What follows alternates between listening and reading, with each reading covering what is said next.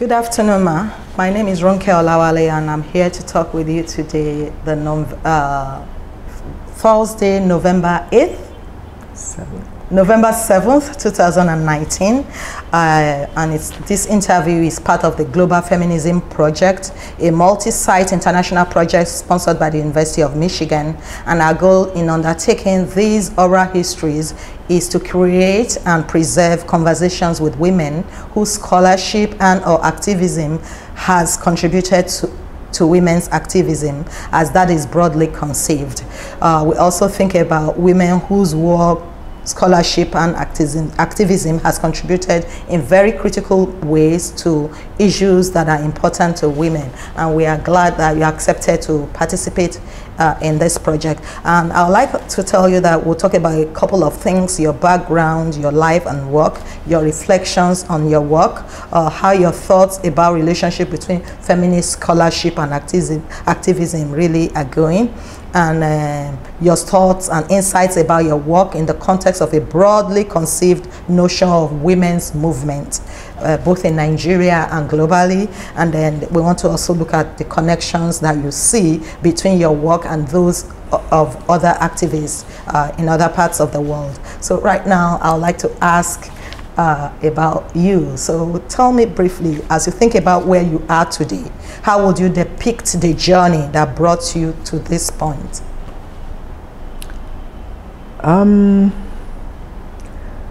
Well, the work I have done in terms of development hasn't really focused on women per se, because personally I think it's a partnership that's needed, and a focus on issues.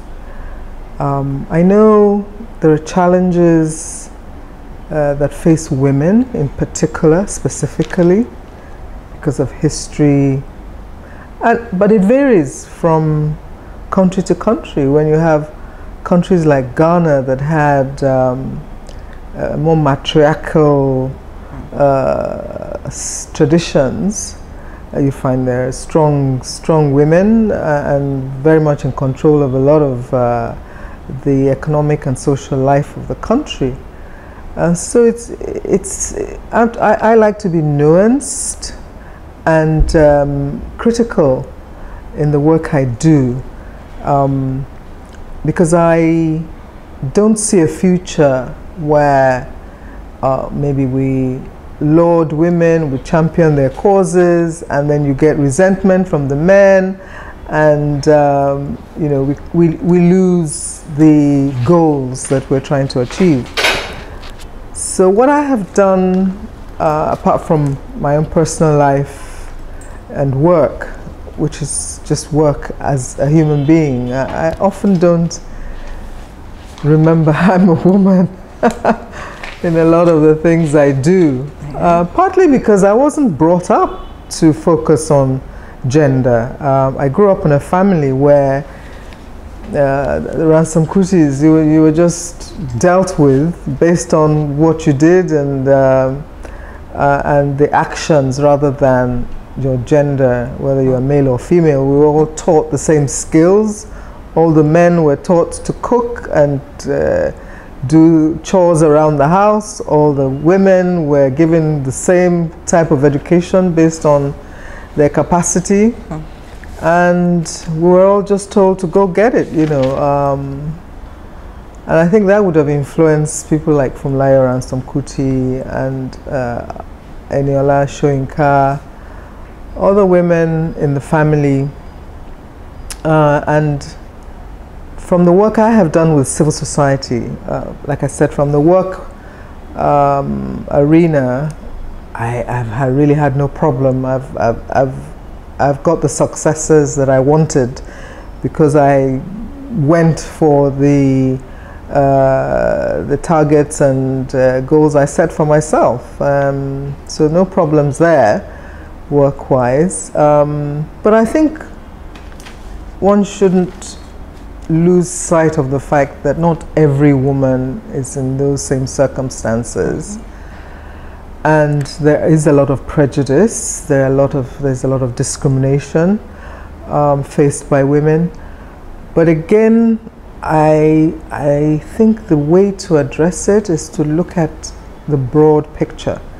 If we do not want discrimination for women, we should not want discrimination for men, or based on tribe or religion or proclivities. So if we wipe out discrimination generally, women will benefit.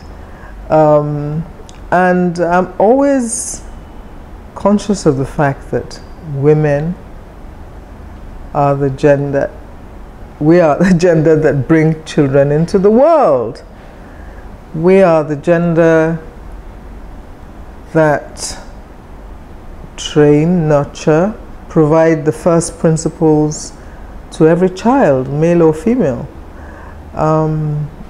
And the more educated women are, and in countries where education is available, accessible to women, the girl child in particular, you've seen great strides in development general. I mean, the numbers are there from IMF, World Bank, that when you educate the women and in fact make sure education is accessible to the population, you get a society that develops rapidly because everybody's able to bring their best into the system. I have strengths, shall I say, in networking people, because I believe that every capacity is useful when you want to solve problems. So I was able to, with other like minds, found the Nigeria Network of NGOs, which works globally with the UN, with other international partners, with domestic and in-country civil society organizations and the private sector, develop policies and practices that hopefully, or has to an extent, elevated the society. I have worked at state levels as well, because I think when you develop the national levels and you do not key it and embed it at the subnational levels, then you cannot get the results you want. So state level programs and bringing together of the ideas, of the focus, of the capacities has also been of great interest to me. And presently I'm actually working at the local levels, because again, unless you bring the global to the local and the local to the global, then again you fall short of your goals and targets. So this gives you a sort of brief précis of where I've been over time. 72 years is not too many years to try and remember all that's been happening. Yeah, but how would you say, for instance, or would you say really that your life experiences, maybe you want to go back in time and space, how your life experiences might have impacted the kind of work you now began to do? Well, I think growing up in the Ransome-Kuti family, you were always being made to be conscious of social issues. The fact that you cannot be okay if people around you are not. And all our parents, my parent, their brothers and sisters and other members of the family, have always wanted to see an egalitarian society, a society that everyone can aspire and achieve their goals. So life experiences, again, because coming from a family that is very cosmopolitan, traveled to the UK when I was very young and went to school there for many years, gave that broad perspective on my worldview, and of course that would impact my work. And the fact that I was able to interact with world bodies like the World Bank. I was a consultant for the World Bank. I was on the African Peer Review Mechanism task force of the government, and I've been on various committees of federal and state governments. It kind of gives you a very, very broad perspective and the capacity to understand how difficult it is to actually change and transform societies and systems and institutions. So having got that kind of very deep understanding of issues, it's difficult. You know, it's not easy to just say it's Mr. Buhari's fault or this person's fault, because a lot of other issues and things creep in, and it gives you that understanding that everybody has a role to play in development. You know, whether it's the leader, the followers, the citizens, the professionals, private sector, the youths in particular, and that's much of the work that I'm doing these days. How do we bring this burgeoning demographic into the development space and build their capacities, invest in them in such a way that they can run with the economic and social changes that we want to see, because you're only as good as your people are. You know, you cannot preach development. It has to be something that is embedded in your citizens, in their capacity, in the knowledge that they have, the skills that they have, and the opportunities that you've created for them. Where do they get these skills? Do you have first-rate academic institutions? Do you have institutions that address 21st century issues? Because we have to leapfrog. You cannot go at the same pace that other developing countries do. So you have to have your citizens be creative, innovative, and they can't do it if they don't have light, if they don't have water, if they don't have basic services, if they're, you know, traveling on horrible roads. You know, everything impacts on everything else. So you have to take care of all those things that have been outlined in the Sustainable Development Goals. You have to take care of the environment. You have to ensure that poverty is, defeated and minimized completely. You have to ensure that corruption is not the predominant practice in your country. So you have to bring people back to those values. And of course, the fact that I grew up in a time and space where values were critical. You had to remember who you were, you know. We have a saying in Yoruba, Roti Omoenti Wonshi.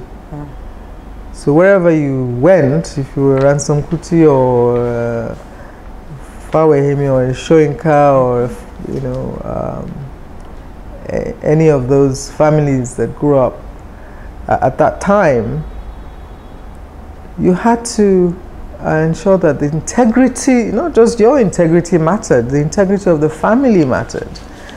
So much as you might be tempted, and there are no saints out there, I tell people, there are no angels in the world. Everybody is susceptible to temptation.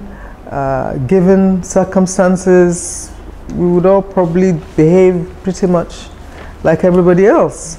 So the conditions to ensure that people can maintain their dignity and their honor is the responsibility of everyone, particularly the state. If people are poor, you can't expect them to be as straightforward as they would be if they had the basic necessities of life. But having said that, I think in our country anyway, I have been happy that we chose honor and integrity in our last elections. It was clear that that was what swayed the votes for the winner of those elections, and it's something that we must capitalize on, because if people chose integrity and honor and the particular credentials such candidates bring to the table, and they don't deliver on their promises, and they don't discipline themselves enough to show the citizens that they're about the citizens' issues. They're totally focused on ensuring that their citizens are front and center in their policies and activities. Then you're going to have a setback, and citizens are going to say, well, okay, they're all the same, who cares, put somebody, whoever there. And we see some countries that are going through hell because they have made those choices. So everybody, you know, the turmoil that such decisions create is, I think, a salutary lesson in the world that we live in today. So while you're looking at your own issues and how policies are affecting and decisions are affecting individuals in your country, you also have to have a global view and learn lessons from what's going on elsewhere, so you don't make the same mistakes. Okay. Yeah, thank you. So also we'll still talk a little bit about that. At what point in time did you really get involved in activism and social justice work? There isn't a specific time, I would imagine, because like I said, it's a family thing. The Ransome-Kutis, I mean, when we were young, like where I live now was where I lived as a child before I developed the property. Okay. And at the back of us lived the Akintolas, who, as you know, very famous in the Western region politics. So from a very early age, you were exposed to the discussions about Operation Wetie and you know, the fights, the struggle between Akintola and Awolowo. So we're very exposed right from a very early age to the struggles of the nation, colonialism. I mean, my father, who has an MBE, had a lot of European friends. So I remember having to be conscripted to make salads whenever we had his British friends come to stay, you know. So the activism kind of was just something you just saw as normal, you know. It wasn't a decision that you had to make, because it was just there. It was just part of your life. And the family tradition of standing up for the poor and the oppressed. You know, I remember my father, who in those days they used to have lay magistrates. And this young lady had been beaten, well, molested. I don't think it was a serious beating, but some young thugs, I guess, bullies, had harassed her and, you know, manhandled her. and her parents were really very furious and wanted to take it to the magistrate's court. And my father said, look, make sure you wrap her in lots of bandages when she comes to give evidence. So always looking at how you can defend those who are unable to defend themselves. And that's just something we all do as members of the Ransome-Kuti family. Even the young ones these days who kind of interacted with us, with our parents, you know, just know that it's not on to let other people suffer. And if you are able to help, you have a responsibility to help. You can't say, oh gosh, I'm successful, or I have achieved my own aims and I'm all right, Jack, you know, never mind anybody else. So that's kind of the culture in the family. And that lifestyle kind of permeates your work in civil society, your work in, I even ran for election as a senator some years back, because I thought, well, if we just keep complaining and don't get in the game, I knew I would lose, but I wanted to set an example. I wanted to show people that you can aspire to do it, and nobody's going to kill you. So young people, young women, you know, the opportunity is there, and you should do it. Also, when we had the challenges around the military era, when Abiola died and the turmoil in the country, well, allegedly killed, let me put it that way. I remember writing to the Queen to say, look, I'm going to come to the British Parliament and publicly renounce my father's MBE if Britain doesn't step up, and you know, you've left us in this mess and you can't just step away, you know. So even though you might want to throw up your arm and say, okay, what's my own, you know, if people don't want peace in their country, you know, I'm all right, let them sort themselves out. You can't. There's something in you that drives you to say, what can you do? And you begin to, even if it's a small thing like writing a letter or speaking out on a radio program or registering your voice to say it's not acceptable for this to go on. I think that's been an important tradition in the family, and you find that most of my young cousins, Femi, Yeni, Sheol, they're also all out there speaking out, you know, and finding ways to advocate, and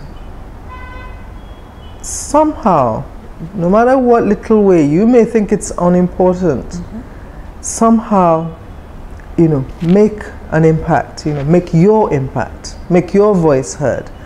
Do things that, I mean, I don't believe that revolution is going to solve anything. Anybody who reads history knows that revolutions have been bloody and no family is spared, you know, and often replaced with equally dubious characters who will do worse things. It's much more difficult to engage with the institution, to have those incremental changes, and to find out where the impact spots are, where you can maximize the transformation you want. It's much more difficult to be intellectual about it, to identify similar change agents and form your little hubs of change, your little catalytic groups that transform the society eventually. So I'm hoping that with the activism, as you put it, of people like myself and many others out there, it would be good if we're able to link up. I don't think enough of that happens. We're still, a lot of us, working in our little silos. You know, I know a lot of networking is happening, but not enough. We need to be able to find each other and join hands, strengthen each other's personally and within the objectives that we're all aiming for a better country and a better world.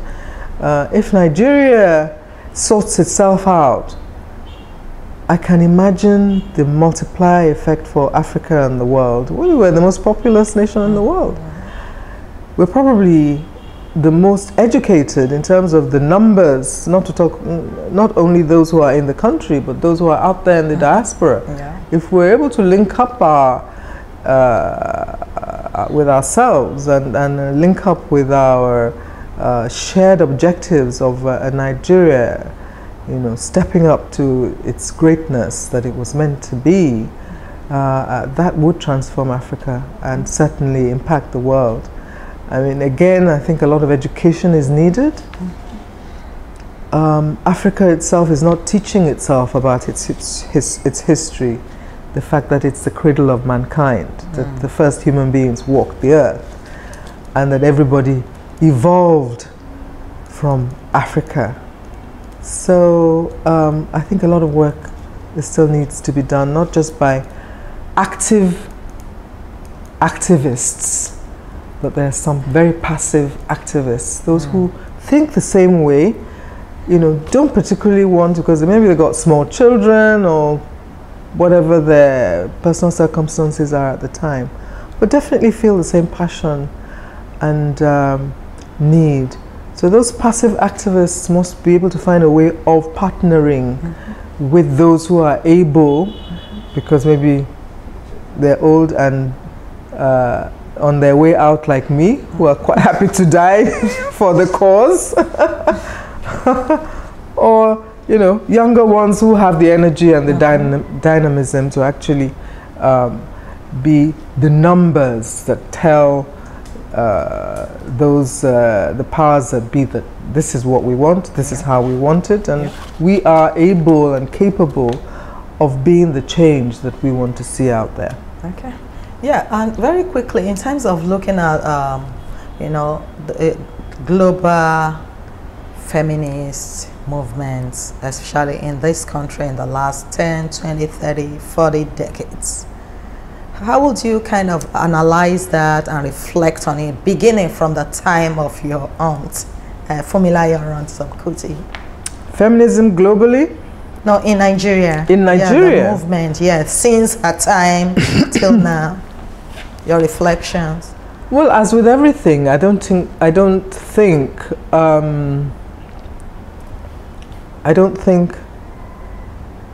change works on a trajectory that is a straight line. Okay. I think to an extent, historically, and again, Nigeria is not a homogeneous society. I mean, if you're talking of Nigeria, are you talking of the women in Pada? Are you talking of women who live in parts of the country where they don't have the same freedoms as those in the south and the southwest have? So you have to look at what is peculiar to these different regions. And I think I would say we have made progress. Again, it hasn't been a straight line. It's been up and down and up and down. I think during the military era, it wasn't a good time for women because, of course, your leaders were soldiers and they were mainly men. So of course, again, you can say that that wasn't just an oppression of women, that was oppressing everybody. But I think women definitely do suffer more when you have military regimes. And it has kind of reflected itself in a way, or been reflected by the fact that the numbers of representations that we've had at the various houses of assembly, the National Assembly, it went up, then it went down, now we're down, you know. So it's not straightforward, but I think the awareness has been constant. It's now something that is part of the national discourse, that, you know, women have to be given their role, you know. Mr. President, the current president, hasn't given as many women positions in his cabinet as is the past administration. But I think at the sub-national levels, maybe there has been here and there some improvement there. But I've always felt that while, yes, we want gender parity, it's also critical to have quality representation. You don't want to put women there just because, you know, they're women. You want people who have the same capacity, who have the same knowledge, abilities, and who have the heart, because that is what you want from your representative, those who actually care about you before they are elected, so that when they get there, they will be having your issues front of mind. And so we want women, we want greater numbers in our leadership cadre, and I'm not just talking of politics. I'm talking of boards of various private sector organizations, public sector organizations, in the civil service. You need to have that balance, because nature does not really work very well when it's unbalanced. So you want capacities, whether it's from male or female, but fairness at the same time, so that you get the richness, because definitely we're different. Men are different from women. We think differently, and we bring different capacities to the table, and we temper each other's excesses, and we enrich each other's experiences and world views and knowledge systems. So I think if we're able to work together, find that space where there's equal respect for what we're both bringing to the table, and to, when you have that mix, then you can pick the brightest and the best and the, you know, the most worthy ideas, and, you know, make it work. Because at the end of the day, the beneficiaries are our children, and they're all male and female. And we want to make sure that everyone in the society, whether it's male, female, physically challenged, you know, old, you know, those who don't have the capacity to actually even be part of the system. They may have mental challenges, they may have, you know, various other reasons why they are unable to be part of the workforce. We have to provide for them. We have to make sure that anybody who is born Nigerian says, thank God I'm a Nigerian. You know, I get, you know, my people get me, my people protect me, my people secure me. You know, I mean, I know I may not become the president because of whatever it is, or the governor, but if I have the capacity, I know if I want to get there, I can get there.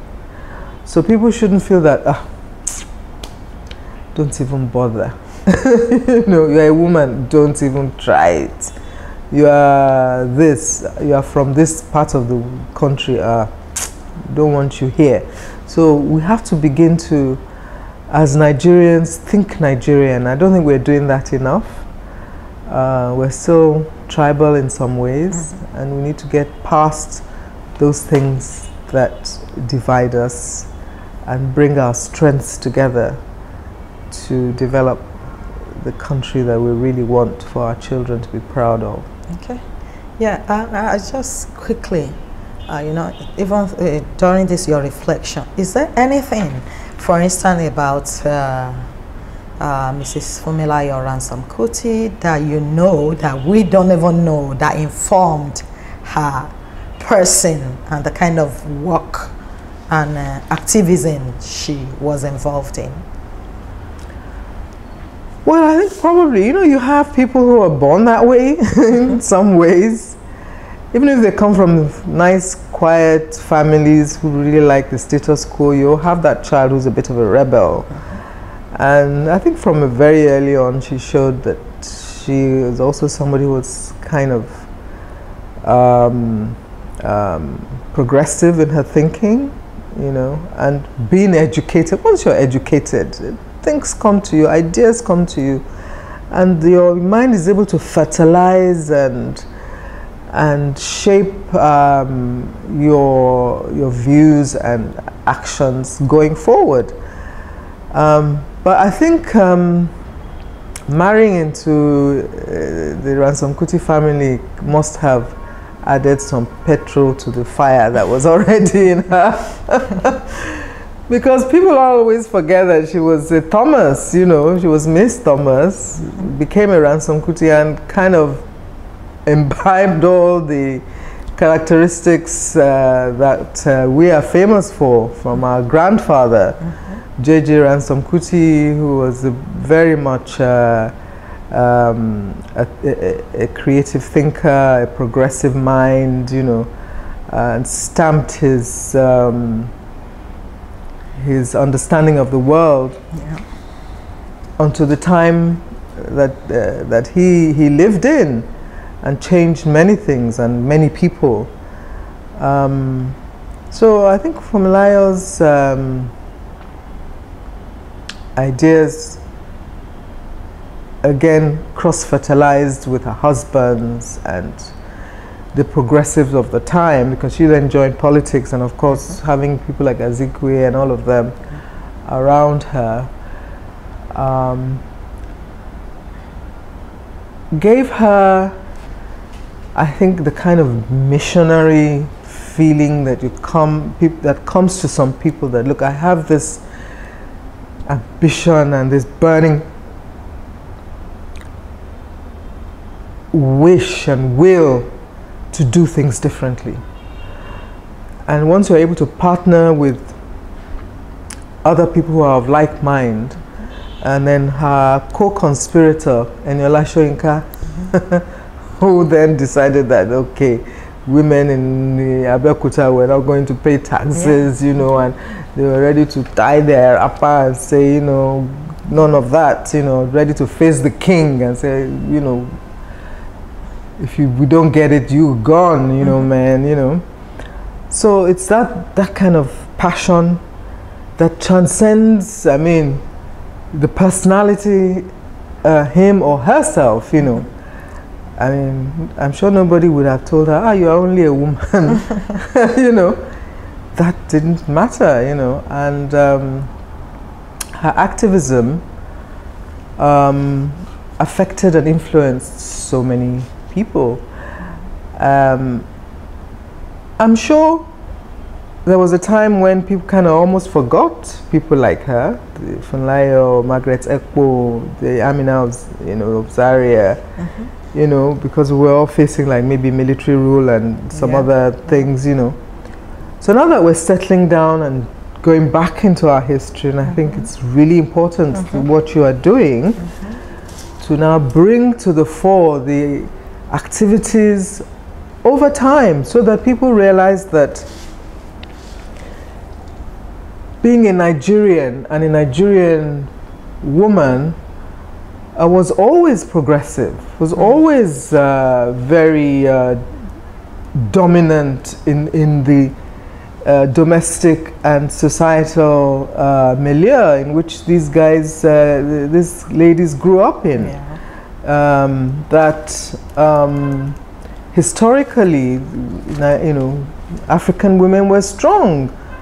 The Cameroonian army made up of all women at a time, and there's lots of historical evidence of the strength of the African woman. And why are we surprised? As we said, Africa is the cradle of mankind, and the first women must have been tough, honorary creatures, you know, who were very, very capable and who were able to shape their societies. And we still have communities like the Hadza tribe in Tanzania, those who have not been touched by Western or Eastern ideologies, where you see women just right there, equity, equal partners with their men. Everybody just has different roles. One is not more important than the other. We had our own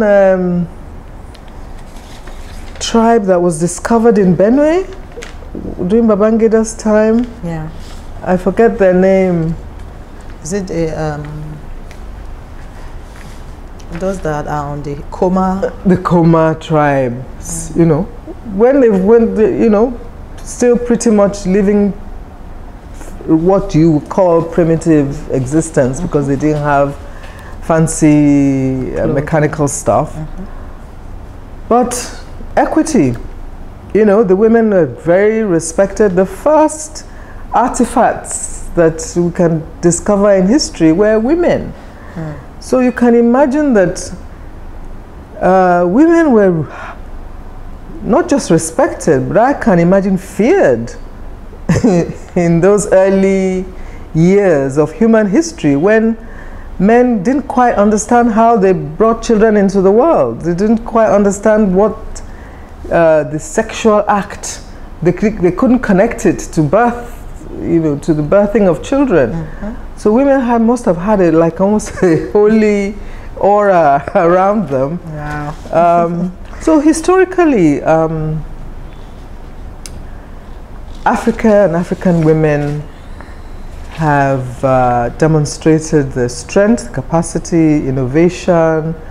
I'm sure the first farmers were women, the first who discovered, because that was probably the terrain of women to be agrarian, to look for food, while the men were more sort of distant hunters, you know, going into away from the home. The first cultivations must have been by women. And again today, I think you find that women are beginning to find that, yes, you know, these natural abilities of procuring, of cultivating, of harnessing nature, are now, you know, becoming front and center in human survival. Right. You know, we need food. We need lots and lots of it. We need the kind of foods that we can harness and maybe manage, that will be enough to feed our growing population. So yeah, we have like two final questions, big ones. So the next question I want to ask you, I don't know what your response would be like that. What do you think is feminism? What does feminism mean to you? To me? Yeah. Ooh. I think because there was this gap and there was this descent into ignorance where women were not recognized, where women, or the world was even influenced by ideas that I frankly think contributed to the underdevelopment of women, coming from religion, coming from culture. These are recent developments, and once we imbibed them, we had to go through the brainwashing system. Now we're going through the de-brainwashing part of our development, where we have to understand facts, science, what is real, what is fiction, what is imagined, what is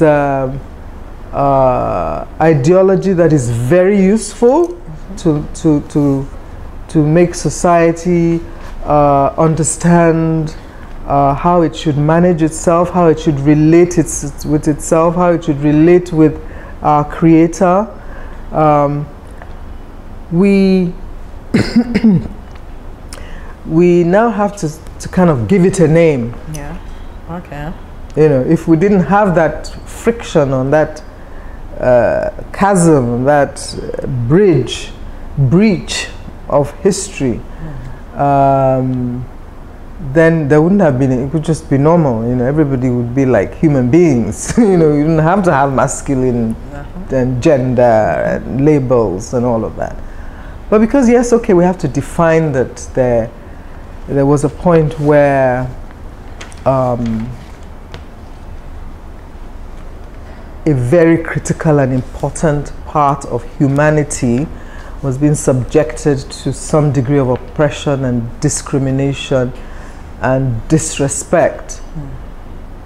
That, okay, we have to now address it and give it a name. I think that's what feminism is to me. Okay, that it's a name to recognize the fact that a lot more needs to be done to bridge the gap, to restore the balance, so that our young men and women can once again begin to cooperate with each other, respect each other, support each other. You know, we've been to programs in schools where you will talk to a young secondary school boy of 10 and 11, and he's already saying he's the master, you know, looking for some slave somewhere. So conflict already set up for those young people down the road. So that's what feminism is. And then African feminism, is it different? I imagine every movement would have its own historical underpinnings and the traditions around it. African feminism would imagine, because it grew out of a different set of circumstances. European women had to fight to be able to vote, to get the same salaries. We don't have those same challenges here. Then with Europe and America, you had black feminism and white feminism. So we have different issues that we need to address here. And I think it might be easier for us because deep down the African woman, the African man respects his mother. The average African man respects his mother. Definitely the average Nigerian man, I know, respects his mother. So what's the problem respecting their wives now, or other women? Exactly. Now the mother may have been the one that went through this history of learning that she was weak, that she is weak, that she's not the same, that the Bible says the man is the head, that these things that came, like I said, historically, from when we were all kind of respecting each other, and we had the Ubuntu or Umuntu, or, you know, that African culture of supportive and collaborative societies.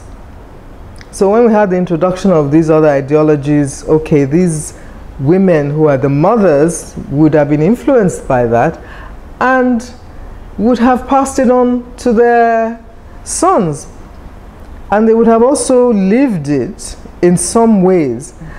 Remembering when I was young, growing up in Lagos here, and we had very, very strong women in the social sort of hierarchy of the society. The Lady Ademola, Lady Alakija, Kofo Abayomi, Rotimi's, you know. So there were lots of very strong role models, but it may not have been the same in other parts of the country. I think in the East it may have been the same, because the Eastern culture is again a little bit more egalitarian. Not altogether, because some practices were still, you know, very oppressive and all of that. So there are lots of issues to tease out, and understanding it is critical. Bringing the body of knowledge that will educate people to understand why this was like that in the past, and why it's not normal. It wasn't brought from heaven. It emerged at a particular time, and with every custom, history, tradition, it changes. You know, it's not set in stone. Traditions are supposed to help mankind, not the other way around. So when practices and customs are no longer useful to you, you have to get rid of it. But the ability of women who have that knowledge, and men who are learned, because they take the time out to understand the issues, they understand the history, they understand the science, they understand the facts. Their ability to have the critical mass of them in the society, education, in the education sector, in the health sector, in the public service, in the private, in every sphere of human activity, will begin to, I think, impact to some, and I think it's already doing so. I think it will be very difficult to find in a place like Lagos, which is very cosmopolitan, someone who doesn't understand that there are issues around gender, and that, you know, it's important to understand the position of women, and that, you know, it's not going to be foreign to them to find that the woman is the chairman of First Bank, as we do have a woman there now, because these things are in their face. It's part of the environment in which they're now growing up. I think with time and with the energies that women bring in, I have to salute the women that are out there fighting and living the struggle. But I also have to appeal and encourage those who may think, oh, with all that I have on my plate, looking after my home, looking after little babies and grown-up children and all the rest of it, I don't have the energy to worry about whether some other woman somewhere is not getting her rights, you know. I want to appeal to them that your children are going to meet the children of those that you are being incapacitated now, and who are being brought up in an environment that will in fact impinge on you and your children in future. So find that extra strength to also see what you can do to influence people around you, in your workplace, in your community. There are lots of little ways you can do it without expending too much time and energy. All right. So your final thoughts as you reflect on global women's movement in light of also the global climate change and how it affects women? Well, everything affects women, doesn't it? Whatever it is, climate, whatever, we get impacted one way or the other. I'm so proud of this young lady, the climate change activist. Is it Kirst? I forget her name. Norwegian, is it Swedish? Oh, yeah, the little girl. The little girl, please speak her name when you are reporting on this. Yeah. I'm so proud of her, you know, and other young women and other young people, because that's definitely the future belongs to the young. There are more of them, and they have to take responsibility. And I see them taking responsibility. I see them in the Me Too movement. I see young women and young men stepping up. I see them fighting gun cultures in parts of the world, strong, you know, articulate, educated voices. The Me Too movement came in with a bang, has been facing challenges, because I think with such movements, you are bringing a disparate group together. Yes, we all want to fight against sexual harassment and discrimination and violence. You know, they're real, you know, but we must also be very clear-headed about who it's affecting. Men are also sexually violated. We have to be clear-headed about, you know, the fifth columnists, like I put it, those who want to spin it and use it in ways that are actually detrimental to the movement and color it in a whole different way. We have to be aware that there are women who take advantage of men, and we have to empower our sons to recognize quality, character, values, so that they're not taken in by women who use different tactics to violate them and go after them for their money and for other things, rather than love and the character and who they really are. So there are all kinds of things that we women who have been subjected to sexual harassment. I don't think you'll find a woman who has been exposed to normal activities in her career or in her world that would not have in one way been subjected to it. Let's share our stories of how we overcame. What ammunition do you need if you are going into a workplace and you know that it's likely? What are the things you have to say? What are the ways you have to behave to? I'm not saying, you know, this nonsense about men are so weak that when they see a woman that is showing even her neck, they're going to go crazy. We train our boys to be disciplined as well.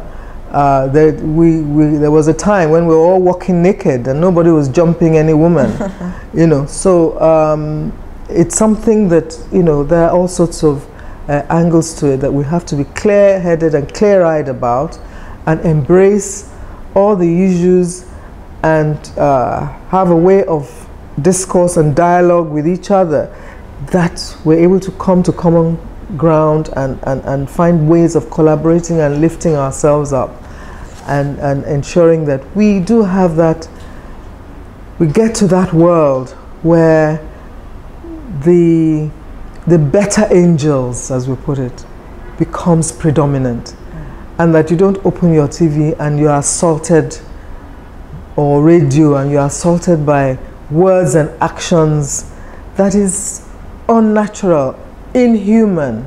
People are denigrating other people. People are abusing each other. People are lying. We don't want that to be our what we admire in our world. And it's up to each and every one of us to work together to come to that world, that place that the set of values that that makes human beings bloom and really achieve their true potential. We're beautiful things, but we also have that dichotomy of everybody is good and bad. We can swing either way. So let's, you know, find ways that the very best of us is what is the dominant discourse, the dominant behavior, the dominant value that controls and shapes our world for not just for us, those that are living today, but those that are yet to come. Right. Thank you so much, Ms. Funmilayo Ransome-Kuti. It's my pleasure. Not Ms. Funmilayo Ransome-Kuti. Oh, I'm sorry, Ms. Funmilayo, Ms. Yemisi Ransome-Kuti. I know that you love your aunt so much, you love your family. I've seen a lot of pictures around that. You are a family woman and you like to keep memories alive. And we are so excited to have you as part of this project. I wish you the very best in life. And thank you so much. And so I'm concluding this interview today, November 8th, 2019. November 7th, 2019, on Lagos Island, Onikan. It's my pleasure.